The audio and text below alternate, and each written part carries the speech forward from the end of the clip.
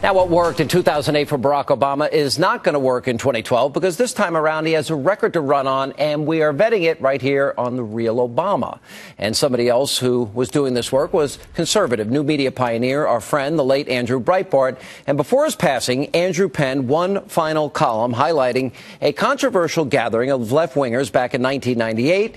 And according to the Chicago Sun-Times, the event that then State Senator Barack Obama agreed to appear at was a play called The Love Song of Saul Alinsky. And although the main attraction of the night was the performance honoring the life and the times of left-wing radical Saul Alinsky, the post-game show included a real panel discussion featuring Senator, well, they said Barack Obama, but it was Barack Obama, as well as some of Alinsky's closest friends, and even, yes, a handful of communist sympathizers.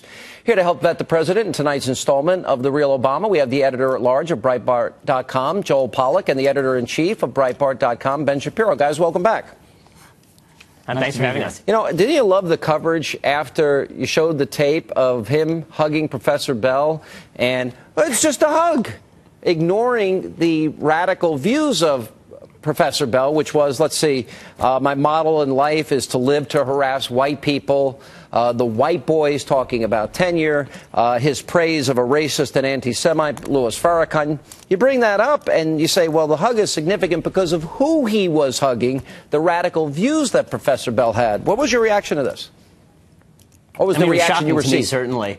Yeah. I mean, it was shocking. I mean, again, the media covered it up, and it was it wasn't just vetting the president. This was vetting the media. Clearly, the media didn't do its job here. And the same thing holds true here with the love song of Saul Alinsky. This stuff has been out there for a long time. I mean, people could have gotten it. And there is a tape, by the way, of the actual play, which is being covered up. And by the way, this week we've spent a fair bit of time vetting President Obama and what he taught back when he was at University of Chicago. Ben? What do you mean? It's there, available, but we can't get a hold of it.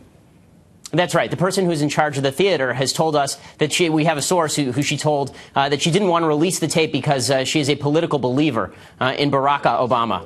Well, that's what they said on the highlight. All right. Now, why, Joel, do you think this is significant? And again, it seems to be just an ongoing thing. You know, Professor Bell, Saul Alinsky, Acorn, community organizer, Father Pfleger, Reverend Wright, Aaron Dorns, and then how he's governed, which is radical left. What do you think this place says? That's exactly right. It's exactly right because it not only goes to what he believed at the time, which the media avoided or tried not to cover, but it also goes to how he governed. And Obama still says in the White House, look, I'm still a community organizer.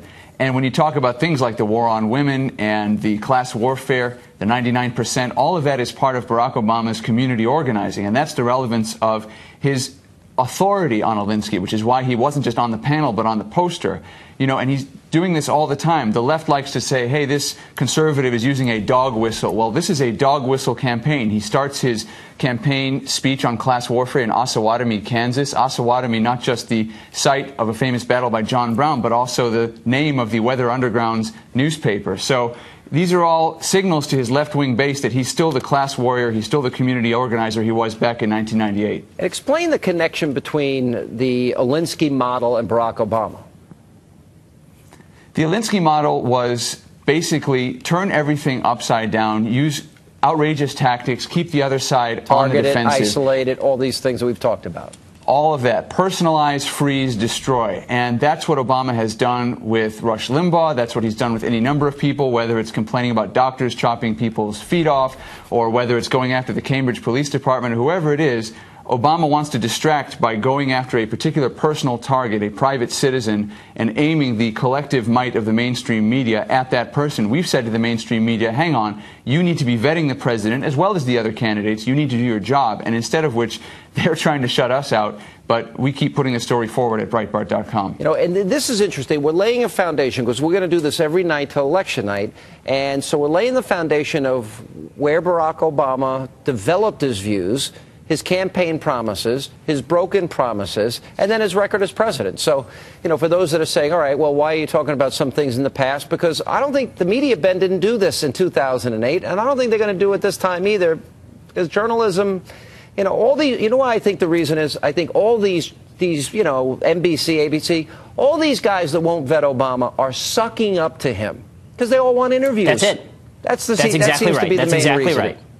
Well, they built a glass wall around him, and it's the job of citizen journalists, and not just who the media says we ought to trust, but it's our job to all pick up hammers and start beating at the glass wall. And that's true for all politicians, not just Obama. I mean, that's what we're trying to do. But the fact is that, yes, his philosophy matters. Yes, his roots matter. And the reason it matters is because we see it being carried forward into the White House each and every day. He says to his friends, look, I'm still a community organizer. He's community organizing America. He wants fundamental change. In order for us to understand what he means by fundamental change, we have to understand what he has always meant by fundamental change. And that means, really, to him, radical change in an extreme left direction. Right.